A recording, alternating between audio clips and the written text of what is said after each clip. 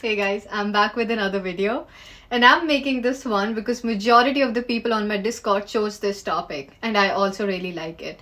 So if you also want to have an opinion on what I should make my next video about, join the Discord server in the description box. And before we start, I need to humbly request you to ignore whatever is going on here with this. I ran out of Monster Ultras and I need something. So back to the video. You know what I miss? I miss weird fantasy. The kind that made you go, what the hell did I just read? I'm talking like talking swords and floating cities and sentient shadows. Stuff that did not make sense, but you believed in it anyway because it was just that magical. That is what I miss. Because now every new fantasy book feels like it's been through 12 sensitivity passes and like a Netflix pitch meeting, unless we're talking about dark romance. That's a whole different beast that I'll have to address in a separate video altogether, so let me know if you want to talk about that. But yeah, modern fantasy, it's not weird, it's safe. So fantasy used to embrace the strange. The best stories were not clean, they were alive in the best way possible. For example, Alice in the Wonderland, or Pan's Labyrinth, or Earthsea. These worlds did not care if you understood them. They existed anyway. Fantasy did not need chart or a rule book. It did not need to make sense. It was almost like a weird dream that almost made sense. It was supposed to feel real, even if you didn't understand it. Am I tripping or are you guys getting my drift? Because that's what I'm trying to get at. But because these days fantasy tries too hard to make sense to us, and that is not necessarily a bad thing. I mean, I love Sanderson's books, like, his Hard Rational Magic. It just shows the kind of thought an author has put in to make their writing or their magic feel more logical and grounded and believable. But sometimes I just miss the books that would just pick us up and throw us into the deep end and say swim, and we would just have to figure it out on our own. It's not that modern fantasy isn't good. It is stunning. The magic looks incredible. The characters are layered. The worlds are immersive. Unless you're not, if you're not following the classic trap book talk books. But it's almost like we have gotten used to a certain kind of structure.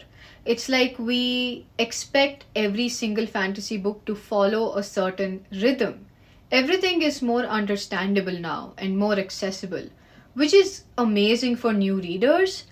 But when everything is designed to be perfect, we lose the tiny bit of chaos that makes the genre feel dangerous. So this is not a criticism of writers, it's just almost a quiet wish for more stories to be confusing, or stories that are not afraid of being confusing or unsettling or just plain weird. And I get why it happened, because the internet kills confusion. Everything needs to be wiki friendly, or TikTok edit friendly, or fan theory friendly. Publishers want clean hooks, romantasy with political intrigue and enemies to lovers. But here's the thing, real weirdness does not trend, it unsettles. You can't compress House of Leaves into a TikTok edit, and you can't turn the bizarre beauty of Gormenghast into a thirst trap. These things are meant to be weird, and weird things demand our patience. And the internet hates patience. You know what we lose when fantasy stops being weird? We lose awe. When you close a book and you just sit there in silence, brain fried, because it felt like touching something ancient and incomprehensible. That feeling. Weird fantasy, it gives us mystery, it gives us texture, it gives us the feeling of this world does not exist for me, it exists despite me. So when new worlds, they just start existing to serve the audience's comfort, you start feeling less and less like you are discovering something magical and more like you are consuming a product. Like, imagine Supernatural, for example. Does anyone like how the characters just keep dying on that show again and again and again and again and again? No. Does that stop them from killing the characters anyway? Also, no. Case in point, I don't want perfectly explained powers or morally grey men with high cheekbones that are sharp enough to cut me. Maybe the latter is not so bad under certain contexts. Pause. I was joking. Don't come after me. Or was I? I want wonder. I want fear.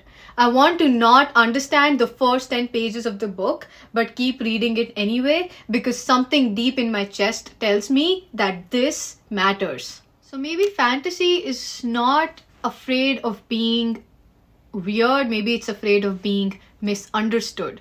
Welcome to the pool of my infinite wisdom and swim in it. But that's the thing about good fantasy. It will be misunderstood.